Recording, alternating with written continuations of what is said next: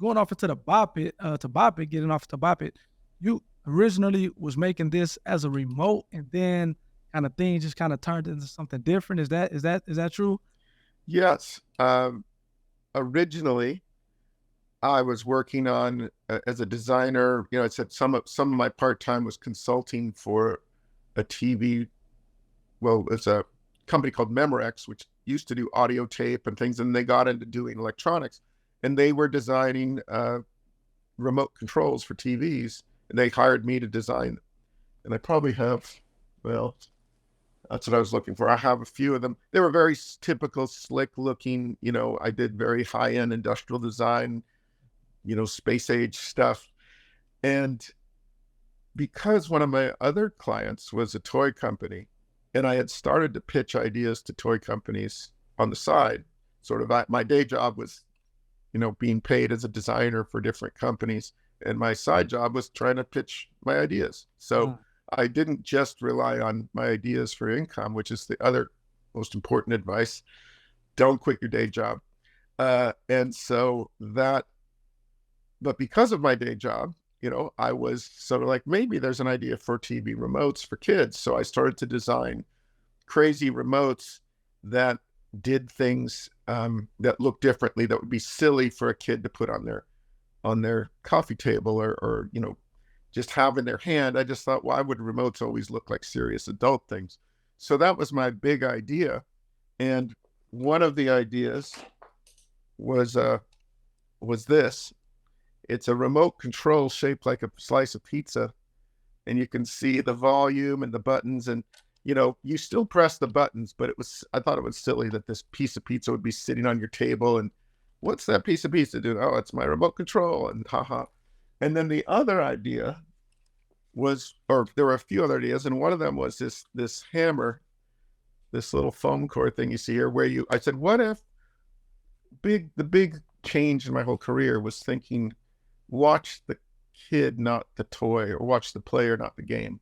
And that is this concept that if most successful products, or many of them, if you watch the people, they're smiling, they're laughing, they're moving, what is that person doing?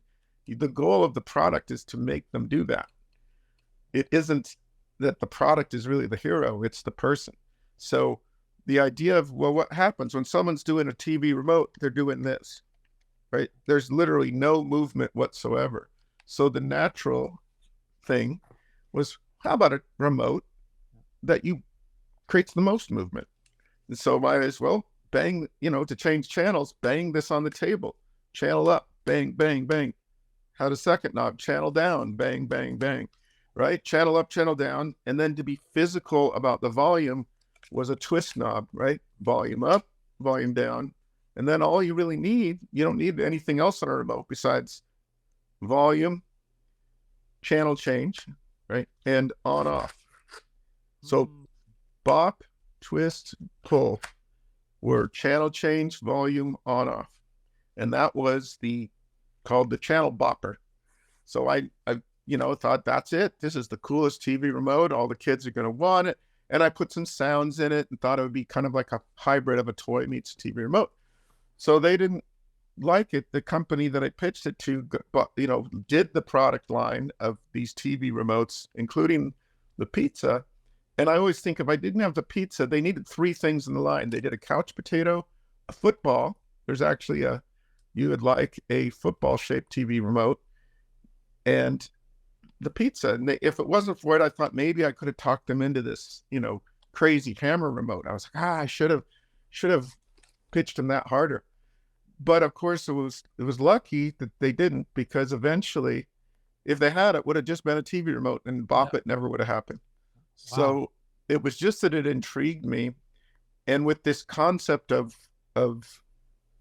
how can that toy make the kid move more, came about when another company called me asking for ideas, because this is the relationship part, right? I had a relationship with another company that would call and say, hey, Tiger Electronics called and said, we need some new ideas for handheld electronic games. They're really slumping. And I just happened to have this mock-up still from the TV remote that failed. And I thought, I wonder if this could be a handheld electronic game. If that company never called me, Bopit also never would have happened. So that was relationship, right? Relationship. So that prompted me to sort of look at that's the opposite of what's happening with. They're thinking an LCD game, one of these little games. They're just thinking of some probably small innovation. I'm like, what if you take the game and you're banging it on a table and it's a bigger idea? And it wasn't quite a fit for that, with the screen on it. So eventually that led me to think about, well, maybe it doesn't have a screen. What if it's just audio? What if it's like the game Simon? What if it's this? So all these iterations, and then trying different things, mocking them up with foam core and video and sound. Eventually, came down to a game that I think the biggest change was, would it really be fun if a game told you to do one thing at a time and you just did it? Not three things or four things or memory. A lot of people, when they hear Bopit, they go, oh, it's like Simon. The game, like Simon Says. And I kind of politely go, oh, yeah, it's just like Simon, because I don't want to sit there and get into a long discussion. Yeah, for But, sure. right, that's kind of like saying, that, I don't know, pizza and hamburgers are the same because they're both food. I don't know. It's just sort of an analogy that they're totally different. I said, well, the very big difference in what we talked about at the beginning about what space did it occupy was that Simon was a very techy electronic game with lights that was no voice, just follow the pattern, one hand, boop, boop, boop, boop, boop, boop, boop, boop, boop, boop. Right. It's really a fantastic game, but it was lights, pattern, memory, flat. Bopit was audio command, no memory, one thing at a time, three-dimensional, physical, no lights in your hand. Like they couldn't be, when you think about defining them as handheld versus this, right? So that's when you say, why did it succeed? Somehow that broke through, like, wow, this is a different experience, very different. But it started out with me thinking it would be more like Simon.